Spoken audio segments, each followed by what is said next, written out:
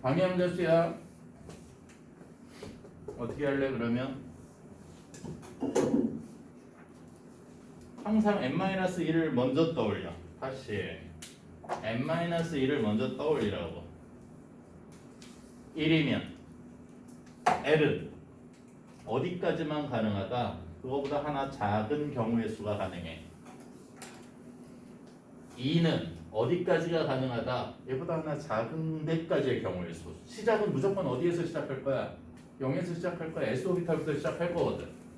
그러면 2는 0과 1까지만 가능해. 이렇게 얘기하자고. 3은 n-1까지 가능할 거야. 2까지 가능할 거야. 어디에서 출발해서? 0에서부터 출발해서. 그걸 나타내는 수학적인 표현으로 얘를 쓰겠다고 이렇게. 그런데 저렇게 적어놓고 보니 0은 무슨 오비탈에 해당하는 거야? 첫 번째 오비탈은 S오비탈만 갖는 거야. 이렇게 얘기하는 거고, 두 번째 껍질은 S오비탈에 P오비탈도 가지고 있어. 이렇게 표현되어질 거야. 세 번째 오비탈은 S오비탈에 P오비탈, 그 다음에 무슨 오비탈까지? D오비탈까지 있구나. 이렇게 이제 얘기하자고. 됐니 여기까지? 정리돼? 그러면 자 여기까지 얘기했으면 그러면 각각의 오비탈당 가지고 있는 이제 뭘 얘기할 수밖에 없어. 오비탈당 가지고 있는 그 숫자는 오비탈의 개수는 몇 개인데, 그래서 X축, Y축, Z축 뭐 이렇게 해서 방향 같은 것들을 표현하는 거죠. 이게 같은 표현이 오비탈이 가지고 있는 오비탈의 방향성이라는 표현으로도 같은 말로 사용되어지더라야. 오비탈의 수, 오비탈의 방향성, 세 개의 오비탈이면 축 방향으로 이렇게 해서 우리가 이해할 수 있다고. 5개의 오비탈이면 그러면 우리는 지금 배우지 않겠지만 평면과 평면 사이에 채워지는 5개의 방향성을 의미하는 거구나. 이렇게 얘기할 거야. F오비탈은 총 7개의 방향성을 얘기해. 네, 수와 방향성 같은 의미로 사용되어질 거야.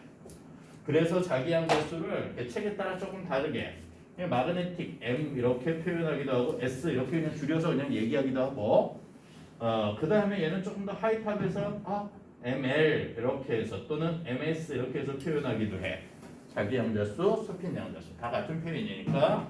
자, 하이탑에는 지금 이렇게 나와 있지. 나와 있는 대로 보자고. 그러면 우선 자기양자수는 수학적으로 어떻게 표현할 건데?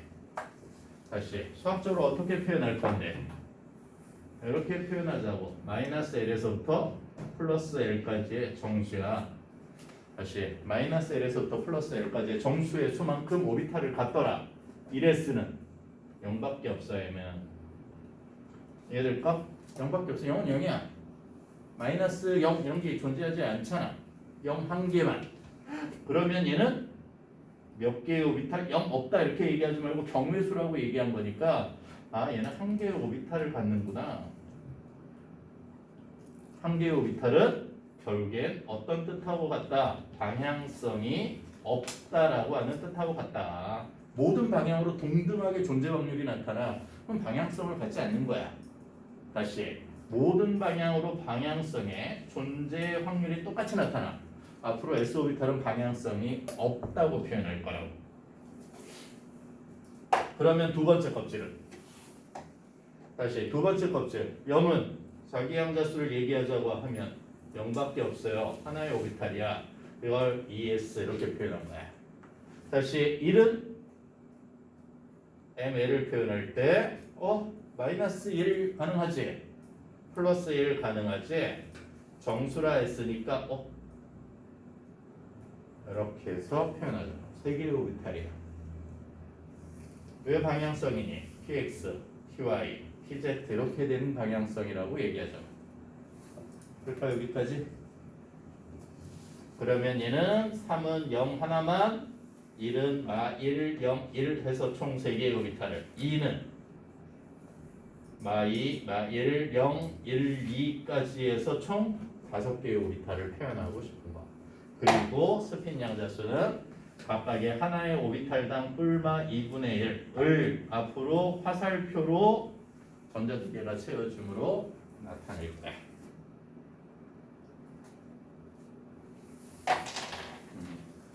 까지가 한 1시간에 걸친 저번 시간의 복습 개념으로 사용되어진 거니까 그렇게까지만 알아두고 180쪽 잠깐 볼래? 얘는 지금 저번 아까 문제풀이 할 때는 봤는데 저번 시간에 수업할 때는 그거는 설명을 하지 않은 것 같아서 물론 얘는 이제 조금 더 하긴 하겠지만 결과적으로 이온이 되는 것 아까 얘기한 것처럼 안정된 전자 배치를 가지기 위해서 바깥쪽 껍질에 제일 바깥쪽 껍질에 전자를 잃거나 없는 거야. 다시 제일 바깥쪽 껍질에 그러면 제일 바깥쪽 껍질에 있는 전자를 원자가 전자를 하고 그 전자를 하나, 둘, 세 개 있으면 잃는 게 편하겠지.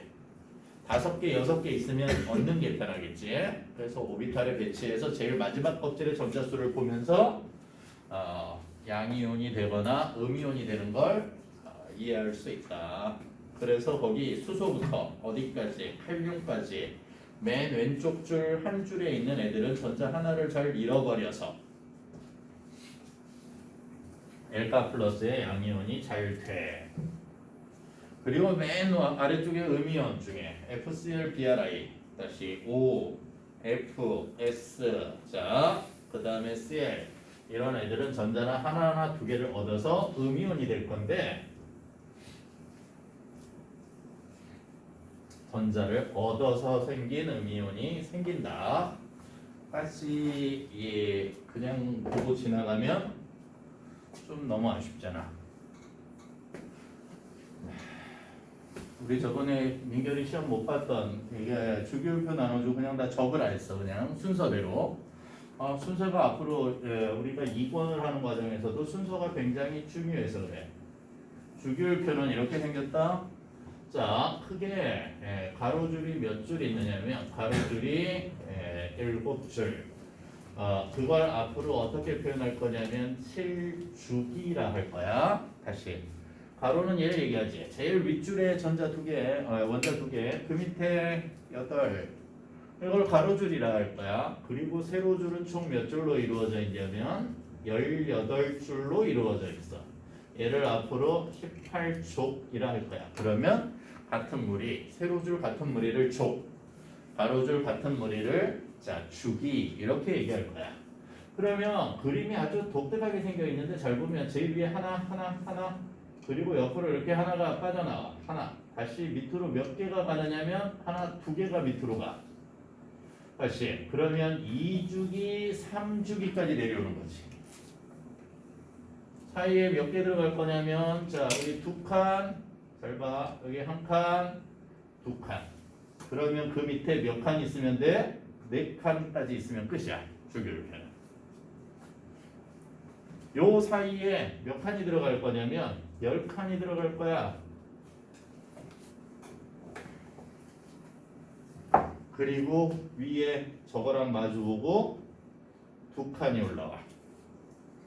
2주기, 3주기짜리야. 여기 2개 있으면 여기 6개 그릴 거야. 다시 S오비탈 그리면 여기 P오비탈 그릴 거야. 다시 여기 S오비탈 자리야. 다시 여기 2줄이 어디 자리라고? 여기 왼쪽 한 줄은 1S 자리고 여기 첫 번째 S1 자리고 S2 자리야. 여기 2줄은 전부 다 그러면 뭐야? 여기 P 자리야. P 몇 칸? 5칸 가고 위로 1칸 총 몇 칸? 6칸 자리야. 주기율표는 저렇게 생겼어. 그러면 뒤쪽에 주기율표는 이어서 할 거니까 우선 여기에서 이런 거야. 자 여기 자 그 아래쪽에 자 나트륨, 그 아래쪽에 칼륨, 그 아래쪽에 루비디움, 그 아래쪽에 세슘, 그 아래쪽에 프랑슘 이렇게 해서 총 몇 개가 적혔냐면 7개가 적혔어. 다 적힌 거야. 다시 세로줄 첫 줄은 다 적힌 거야. 수소 리나 칼루세 이렇게 기억해도 괜찮아. 리나 칼루세 전부 다 1 플러스가 잘 되는 애들이야. 오비탈로 적어보면 저 중에 아무거나 찍어서 예를 들어서 19번의 칼륨 그러면 이렇게 생겨있다. 1s2, 2s2, 2p 6. 자 10개 끊었어. 3s2, 3p 자 6개 있고 그 다음에 4s1 제일 바깥쪽에 하나 있는 거야. 다시 왜 제일 바깥쪽이라 해? 껍질 봐. 주양자수 첫 번째 껍질, 두 번째 껍질, 세 번째 껍질, 3, 세 번째 껍질. 그러면 몇 번째 껍질이 생겨 있는 거야? 칼륨은 네 번째 껍질에 전자 한 전화 하나가 채워져 있어. 무조건 제일 바깥쪽 껍질에 채워져 있는 전자 하나를 앞으로 우리는 원자과 전자라 얘기할 거고, 이 원자과 전자가 하나에서 8가지 있을 때 앞쪽에 있으면 양이온이 잘 될 거야. 어떻게? 잃어버리고. 뒤쪽에 있으면 팔은 절대 안 움직여. 팔은 절대 움직일 수 없어. 이 자체로 너무 안정하기 때문에 전자를 주고받지 않아. 전자를 주고받지 않으니까 비활성 기체 8번은 얘는 건드릴 필요가 없어. 결과적으로 어딜 건드려야 돼? 6에서 7자리. 얘네들이 얘가 되고 싶을 거 아니야. 그런 애들이 외부로부터 전자를 받아서 다시 얘는 아예 가지고 있던 전자 껍질을 잃고 4S를 없애버리는 거야. 껍질 하나가 사라지는 거야. 양이온이 되면 바깥쪽에 있던 껍질이 사라진다. 훅 줄어들어 이게 크기가. 전자를 외부에서 받아들여서 6개는 몇 개 받고 2개 받고 7개는 하나 받아서 만들어진 게 음이야. 그러니까 무조건 이렇게 생각해도 되겠지. 이렇게 해서 받아서 생긴 음이온은 잃어서 생긴 음이온이나 얻어서 생긴 양이온이나 말이 바뀌었는데 아무도 얘기 안 하는구나. 잃어서 생긴 양이온이나 얻어서 생긴 음이온이나 얘네들 양이온과 음이온의 전자 배치는 곧 이렇게 기억해도 된다고. 18쪽에 전자 배치랑 항상 어떻다고? 전자 배치와 이렇게 동일해진다고. 18쪽에 전자 배치가 되고 싶은 거야. 남는 애 버리고 언제 보면 18번의 전자 아르곤의 전자 배치. 분류하는 찬우를 위해서 S 원자번호 16번을 찬우에게 맡겨드리겠습니다. 잠을 깨는 2가지 방법이 있죠. 고통스러운 방법과 수치스러운 방법이 있지. 정말 쪽팔리면 잠이 깨지. 자, 오비탈로 불러. 1S2, 2S2, P6, 3S2, 12개, 3P, 3P 몇 개? 4개. 맞니? 몇 개 모자라? 2개 모자라. 외부에서 전자를 2개 받으면 뭐의 전자 배치가 돼? 아까 봤던 원자번호 18번 아르곤의 전자 배치가 되지. 잃어버리면 작아지고 껍질이 사라진 거니까 얻으면 커진다. 음이온이 되면 무조건 크기가 커져. 음이온이 왜?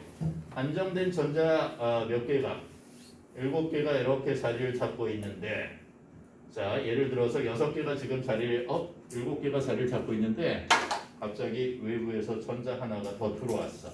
그러면 방법은 뭐밖에 없어? 7명이 앉아서 굉장히 안정하게 게임을 하고 있는데 갑자기 옆에서 강호동이 딱 들어와서 같이 하지.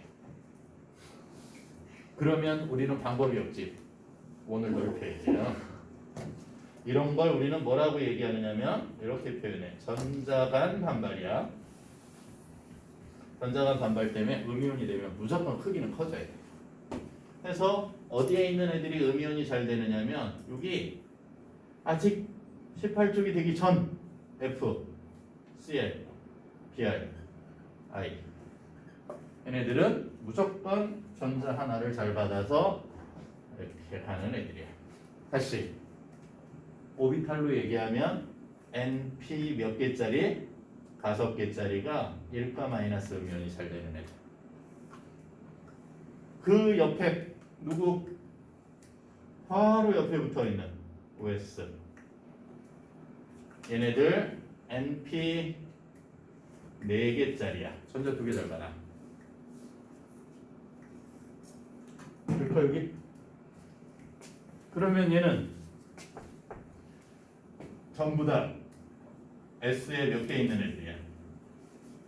하나.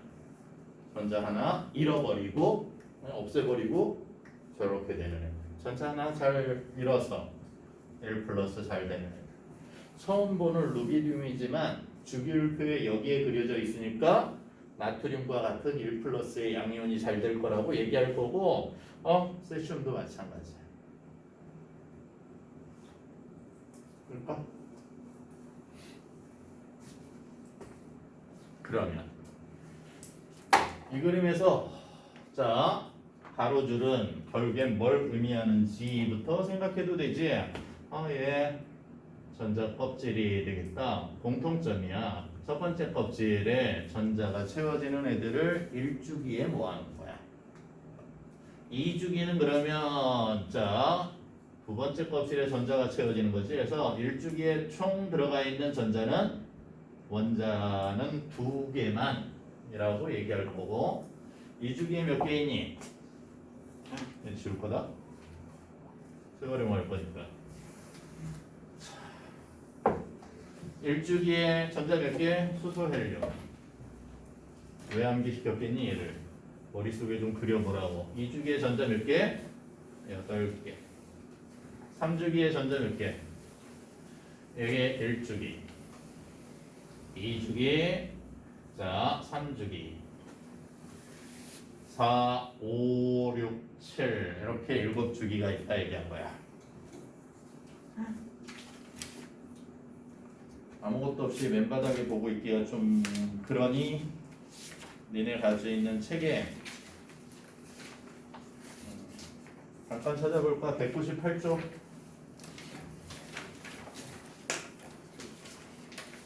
198쪽 제일 꼭대기에 주기율표라고 적혀있니? 주기율표. 그런데 아래쪽 1번에 주기율의 발견이라고 되어 있지.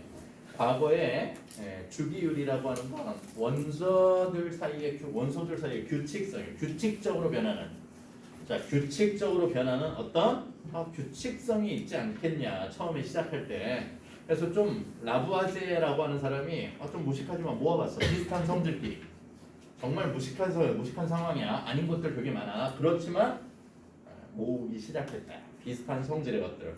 그래서 제1그룹에서 4그룹까지 산소, 질소, 월권 없어, 황인, 염소, 어떤 것들은 1번은 동물성, 식물성 광물에 포함된 거. 2그룹은 나름의 자기 스스로 원소 그룹, 산을 만드는 원소 그룹. 3그룹은 염기를 만드는 원소 그룹. 일부는 맞아. 또는 일부 안 맞기도 해. 4그룹은 염을 만드는 거. 해서 4개로 나눴어. 근데 본격적인 규칙성이 생긴 건 니네가 알아야 될 규칙성은 2번에 있는 되베나이르의 새쌍원소야. 새쌍원소는 알아야 돼. 뭘 가지고 나눈 거야? 비슷한 성질을 가지고 있는 애들끼리를 묶어봤어. 어떻게? 이렇게 주기율표에 세로줄 3개야. 같은 족에 속하는 애들은 무조건 다시 동일 족에 속하는 애들은 비슷한 성질을 가져. 이걸 우리는 원자과 전자가 같다. 화학적 성질이 비슷하다 이렇게 표현해. 같은 족에 있는 애들은 비슷하다. 걔네들을 이렇게 3개를 딱 정하면 당연히 비슷한 성질이겠지. 주기율표의 순서대로니까 니네 잘 아는 A, B, C가 있으면 A 더하기 제일 밑에 있는 C를 2로 나누면 평균값 B랑 같아. 이게 성립하더라고. 저거 이해됐니? 다시 A, B, C가 있다. 얘가 가지고 있는 원자량, 얘 원자량, 밀도 이렇다고 한다면 그걸 제일 위랑 제일 아래 2개 더해서 1로 나누면 B와 거의 같더라. 그래서 성립하더라고. 그걸 새쌍원소설이라 하는 거야. 이해될까? 그래서 거기 칼슘, 스트론튬, 바륨 찾아볼래? 칼슘은 이 자리다. 스트론튬은 이 자리고 그 밑에 바륨 이 자리야. 얘네들이 가지고 있는 성질 3개를 비교해 봤더니야.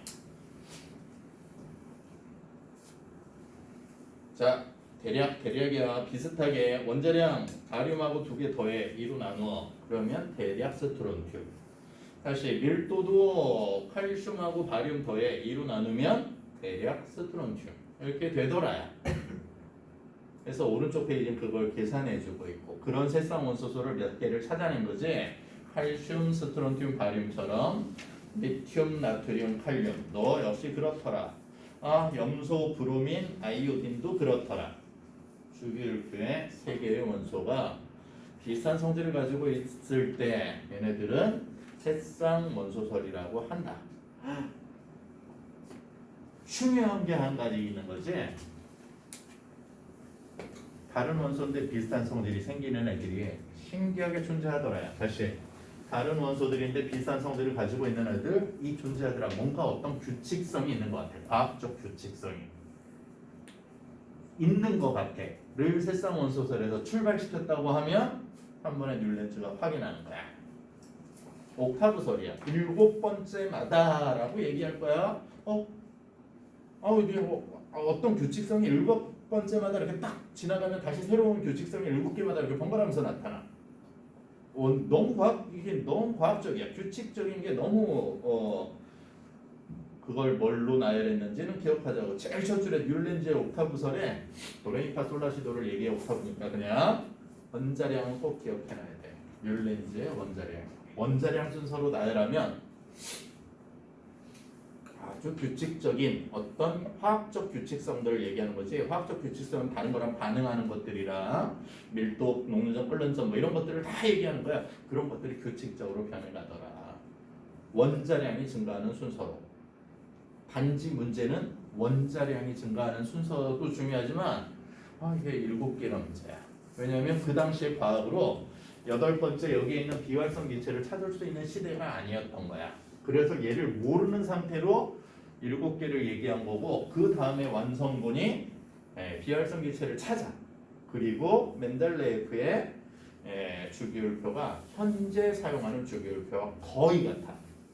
그러니까 멘델레예프에 와서 주기율표가 거의 완성됐다고 봐도 되고 정말 유명한 사람이야. 화학계에서는 노벨상을 받지 않아도 될 정도의 그 레벨에 있는 그 당시에 노벨상이 제정되어서 이 사람한테 받아주세요를 얘기할 수 없을 정도의 급에 있는 사람. 그러니까 이 사람이 대단한 사람인 거고 넘겨보면 그 사람이 만든 주기율표가 현재 주기율표와 거의 흡사하며 그 다음에 중간에 그 당시에 발견되지 않았을 원소가 가지고 있는 걸 발견 안 됐지만 이런 성질을 가지고 있을 거라고 예측하는데 그 예측한 게 거의 다 맞아. 오른쪽에 예측한 것들이 중간에 표로 적혀 있는 거야. 현재 갈륨이라고 알려져 있는 에카알루미늄 같은 것들을 에카알루미늄은 멘델레예프가 붙인 이름이겠지. 갈륨으로 명칭되어져 있고 예상치와 실제치가 적혀 있는데 정말 이 정도의 근사치를 나타내서 모르는 아예 없는 못 찾았던 원소를 예측하게 한다는 건 정말 대단한 거예요 이게. 무조건 어떤 뭔가를 제조하려고 하면 미리 예비 실험을 꼭 해봐야 돼. 혹시 본 적 있니? 나는 그 어린이 프로에 보면 비커 이렇게 시험관 2개를 들고 이렇게 들어와서 이렇게 섞는 이렇게 섞어 펑 터져. 그러면서 머리는 뽀글뽀글 이렇게 파마 머리하고 이렇게 검댕이 좀 묻히고 흰 가운 입은 사람이 그런 실험을 하는 게 가끔 나오는데 실제로 실험실에서 그러고 터졌으면 걔는 정상적이겠니? 유리파편은 다 어디로 가 있을 거야? 머리가 뽀글뽀글해질 정도의 열이 나왔으면 걔는 정상적으로 서 있을 수 있을까? 실험을 얼마만큼의 열이 나오고 에너지가 나오고 얼마만큼의 폭발력을 가지고 있는지 실험하지 않고 무언가를 제조할 수 있는 건 절대 안 돼요. 정말 위험한 거야 이게. 근데 무언가 예측할 수 있다는 건 어마어마한 거라고. 아무것도 없는 그 미지의 세계잖아. 이렇게 물질들 몇 개가 있어. 근데 없는 물질이 뭔가 있을 거야. 그건 이런 성질을 가질 거야를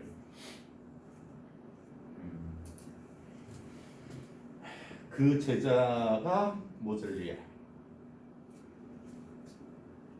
현재 주기율표는 모즐리 걸 사용해. 문제가 약간 있는데 원자량 기준이 문제야. 다시 원자량은 안 맞는 애들이 있어. 순서대로 배열하면 이게 좀 맞지 않는 몇 개. 그래서 저 200쪽 제일 밑쪽에 몇 개 안 맞는 걸 보여줘.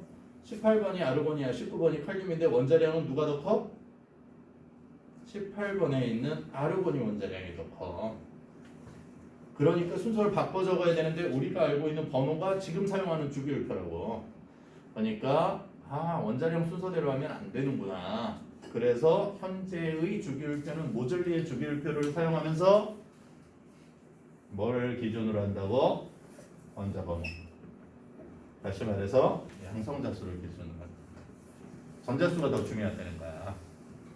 현재의 주기율표는 원자량이 아니라 뭐다? 원자 번호. 이렇게 놓으라고. 그래서 202쪽에 주기율표가 나와.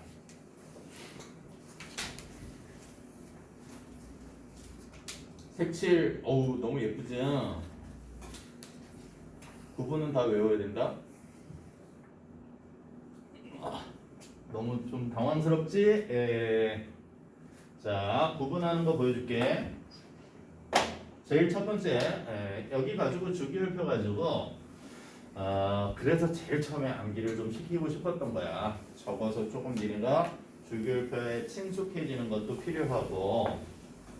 자, 그래서 우선 제일 위에 여기 수소 자리만이 제일 위에 수소 자리 그 아래쪽으로 끊어보자. 거기 나와 있는 거 끊어서 이렇게 여기까지 됐니? 여기 한 칸만 13번 알루미늄이야. 그 다음에 계단 형태로 이렇게 내려갈 거야. 다시 어디를 경계로? 수소를 경계로. 수소 아래쪽에 있는 애들 전체 알루미늄부터 계단 형태로 딱 끊어서 왼쪽 아래 전부는 앞으로 이렇게 얘기하자. 금속이라고 할 거야. 7쪽이 18쪽으로 이루어진 건 당연하고, 다시 7쪽이 18쪽으로 이루어진 건 당연하고, 왼쪽 아래 금속, 오른쪽이는 다 비금속.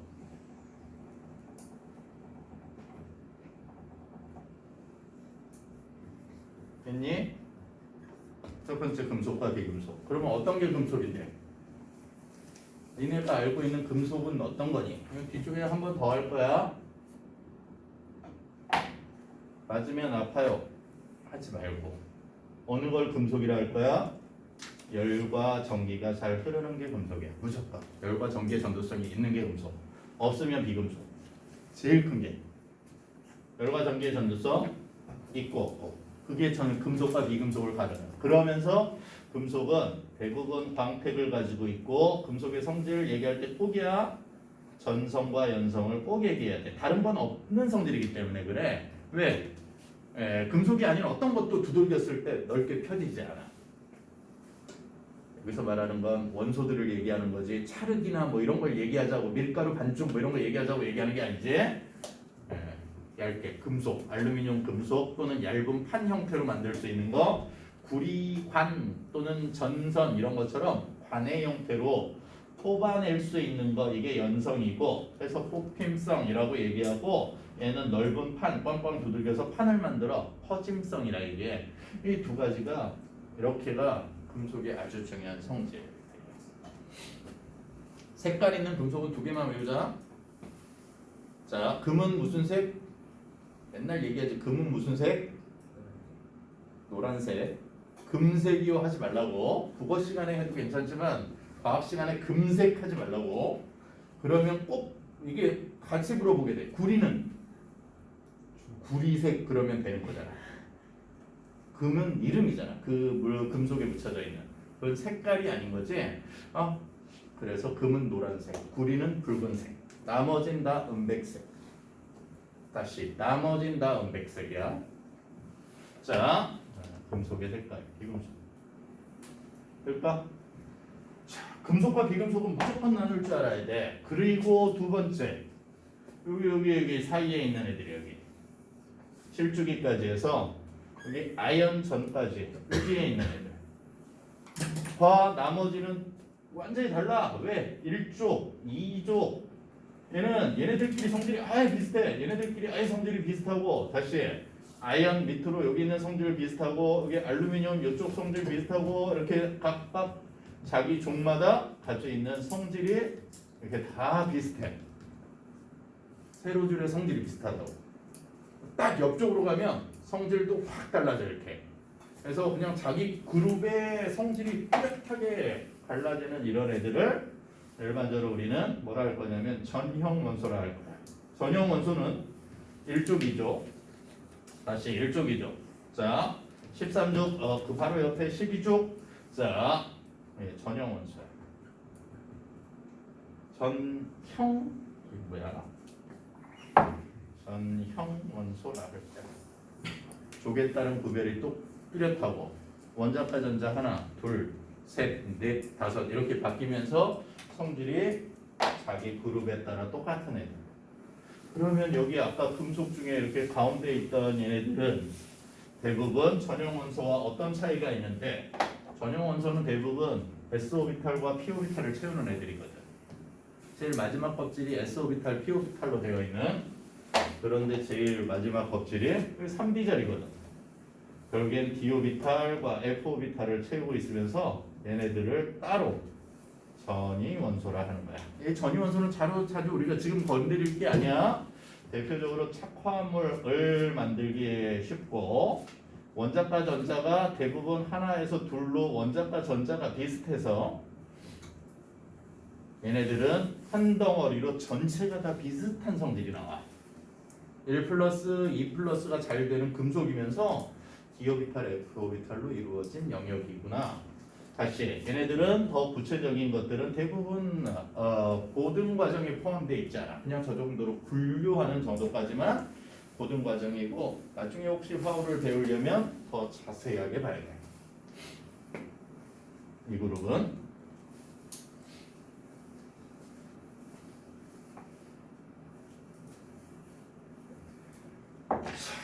제일 바깥쪽에 그러면 원자과 전자가 다시 나오는데 원자과 전자를 좀 다시 얘기해보자. 원자과 전자는 뭐지? 8번에 있는 산소야. 1s2고 2s2, 2p 6개야. 자, 그 중에 2개가 모자라서 2개를 채우고 싶어하는 애야. 그러면 얘는 어떤 느낌이냐면 플러스 양성자 8개 원자 번호만큼의 양성자를 가지고 있는 거지.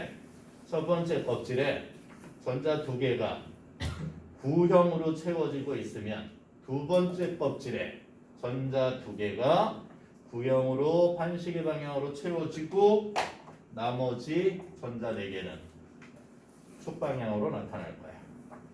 괜히 여기? 그래서 제일 바깥쪽 껍질에 있는 전자 6개.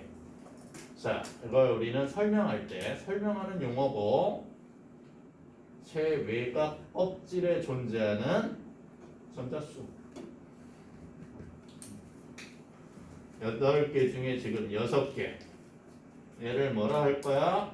이렇게 얘기할 거야. 원자과 전자.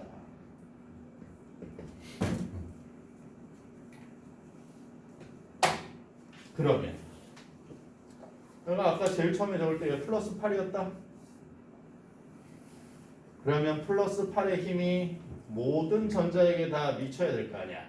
여기도 전자 4개가 더 채워져 있을 건데 뭐 축방향으로 뭐 Z축에 더 있을 수도 있고.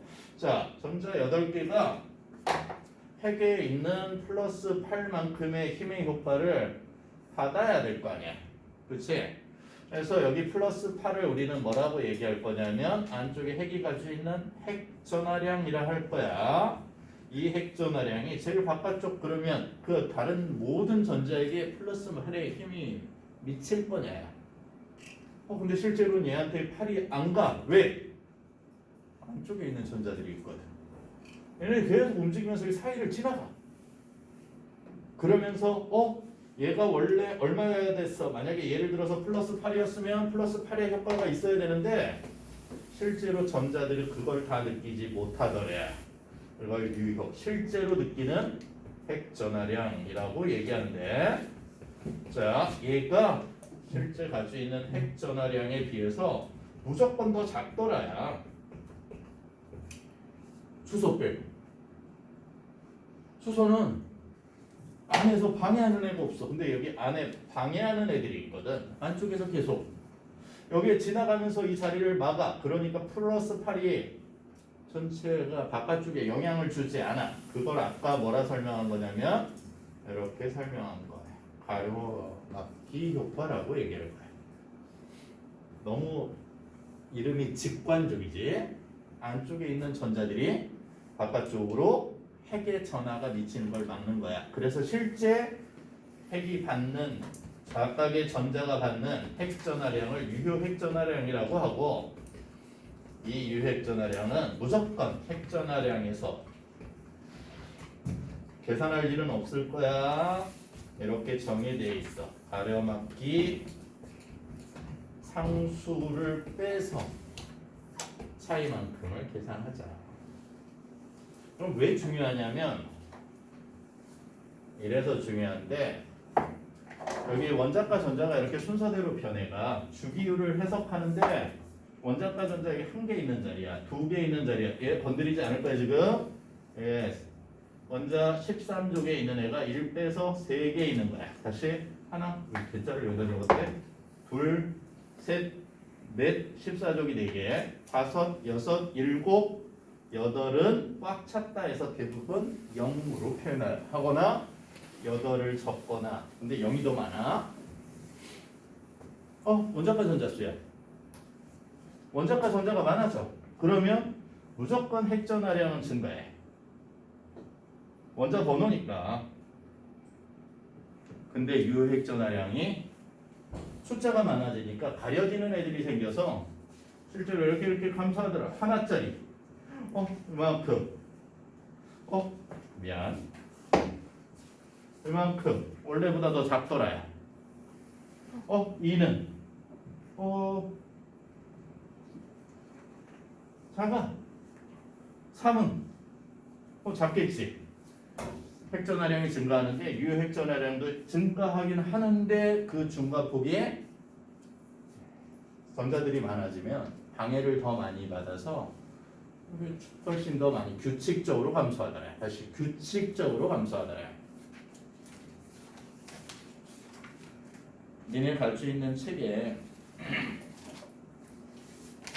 규칙적으로 감소되는 규칙성 몇 가지를 보고 끝낼 건데, 213쪽 찾아볼래? 가려막기 효과에 의해서 나타나는 2주기의 나트륨이야. 유효핵전하량 나트륨이 얼마? 약 2점 얼마 정도 나오고 있지. 마그네슘이 약 3점 얼마 정도 나오고 있고, 알루미늄 약 4 정도, 규소, 인, 황, 염소, 아르곤 이렇게 나와 있니? 규칙성이라는 거야. 일반적으로 비슷한 어떤 규칙성을 가지고 증감을 표현해서 나타낼 수 있더라. 주기율표는 2주기에 있는 리튬부터 네온까지 일정한 규칙성을 가지고 증가하는 직선의 그래프가 생긴다고 하면, 3주기 역시 나트륨에서부터 아르곤까지 유효핵전하량이 비슷한 규칙성을 가지고 증가한다. 주기율, 주기에 따른 규칙성의 변화가 존재한다. 그 첫 번째를 뭐라고 얘기할 거냐면 유효핵전하량. 그 전에 하나 더, 유효핵전하량 전에 하나 더 뭐 있었어? 원자과 전자 얘기한 거 있는 거야. 다시 첫 번째가 원자과 전자, 규칙적으로 변해가는 성질 중에 가장 먼저 얘기할 건 원자과 전자. 두 번째 유효핵전하량. 같은 주기에서 무조건 증가하고 다음 주기가 되면 핵전하량이 증가하니까 첫 번째 주기보다 다음 주기가 훨씬 더 유효핵전하량이 증가하더라.